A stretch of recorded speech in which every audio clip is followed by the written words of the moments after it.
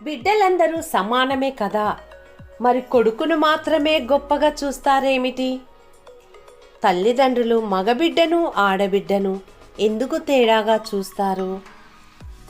తల్లిదండ్రులు తమ బిడ్డల్లో అబ్బాయికి అధికారం ఇవ్వటానికి కారణమేమంటే, ఆడపిల్లకు వివాహం కాగానే భర్త వెంట అత్తవారింటికి వెళ్ళటం, విద్యావంతురాల్ని చేసి ఉద్యోగం ఇప్పించిన సంపాదన మాత్రం భర్త వాళ్ళకే చెందుతుందని, కన్న తల్లిదండ్రులను చూచే బాధ్యత ఆమెకు లేకపోవటం, ఇంటి ఆస్తిలో కట్నం రూపంలో కొంత తీసుకెళ్ళటం, 20 సంవత్సరాలు పెంచిన చివరకు చుట్టంలాగా మిగిలిపోవటం, తల్లిదండ్రుల కష్టాల్లో ఏ విధమైన భాగం పంచుకోలేకపోవటం, ఈ కారణాలన్నీ ఆడపిల్లను చిన్నచూపు చూశాయి.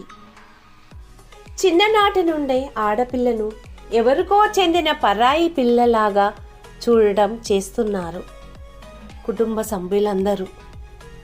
కానీ కాలం మారిపోయింది. ఈనాటి ఆడపిల్లలు చదువు సంధ్యలు లేని ఆనాటి వాళ్ళు కాదు. అన్ని బాధ్యతలు నిర్వహిస్తున్నారు. ఉద్యోగాల్లో వేలకు వేళ్ళు సంపాదిస్తున్నారు. కొడుకు బాధ్యతలన్నీ తాము నెత్తి వేసుకొని శబాష్ అనిపించుకుంటున్నారు. ఆడపిల్లలు ఇప్పుడు తల్లిదండ్రులకు భారం కాదు. కొన్ని కుటుంబాలలో మగపిల్లలే తల్లిదండ్రులకు భారంగా ఉంటున్నారు.